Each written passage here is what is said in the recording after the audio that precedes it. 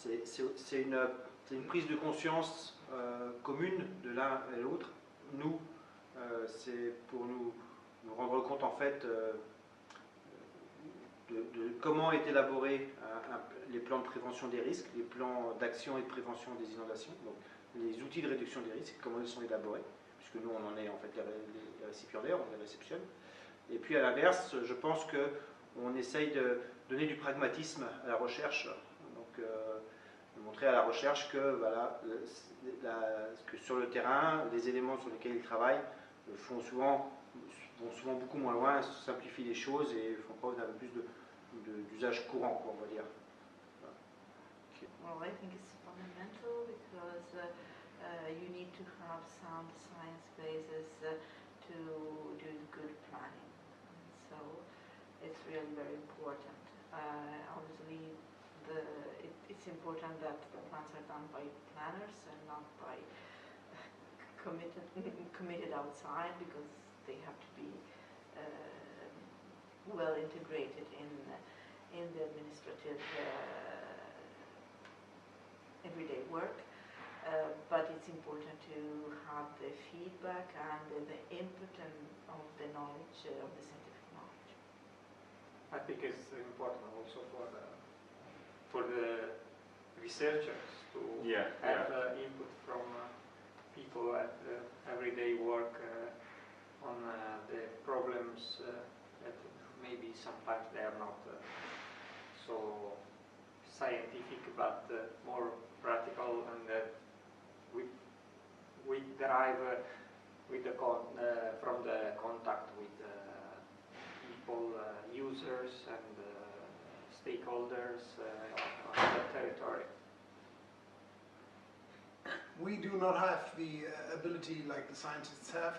We always have just the practical approach, which is more or less, it is not based on too much knowledge, you know. So this is something that the scientists have and that we urgently need. So as a scientist, I'm on the other side. So I see that scientists develop a lot of things, but often they need the input of the end users for having the right ideas. What is the situation in the practice, not in the science, and to abstract, but to do the right abstraction of the situation. Well, it's very, very important, I think, and in different levels. Also, together with with users and owners. Yeah, who live along the coast. And also, I think it's very important to the science get through them, so we have the same view to start with. It's very to something. Yeah, to have the same view and bridge these two worlds. This is one of the most important aspects of what we're doing in our project.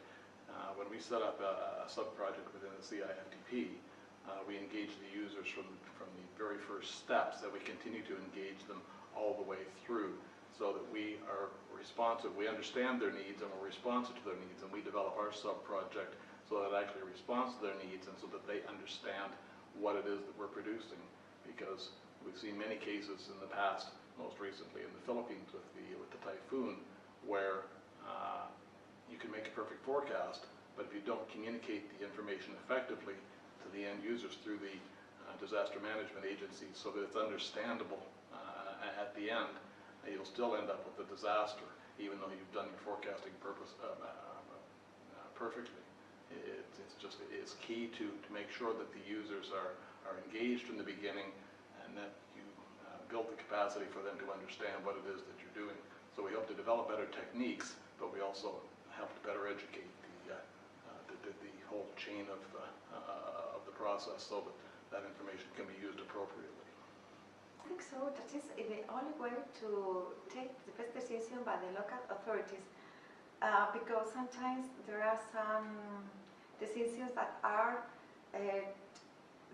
decided by people that is not, they don't know anything about the cause. They are not science. They are not scientifics. I think it's the best way to implement best solutions. Аз считам, че тази среща, въобще дейността на консорциума, ще спомогне на нашите специалисти, на научни работници и така, които работят в тази област, да разработят необходимите разчети, карти и нормативна уредба в България. Мисля, че трябва да се премине през следните 3 фази. Значи, първата фаза, това е изготвяне на предварителна оценка за риска от наводнение. Това, което вече е изготвено, това, което са направили научните работници от Института по океанография, изготвяне на карти на районите под заплаха и риск от наводнение и на последно място изготвяне на план за управление на риска от наводнение, тъй както трябва да се изградят и структури за осигуряване на тази дейност.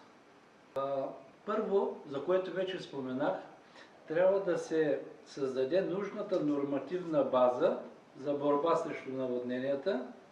В нейното разработване, освен научните работници, трябва да се включи държавата, местната власт и бизнеса. Изключително наложително е разработването и прилагането на система за ранно предупреждение на брега.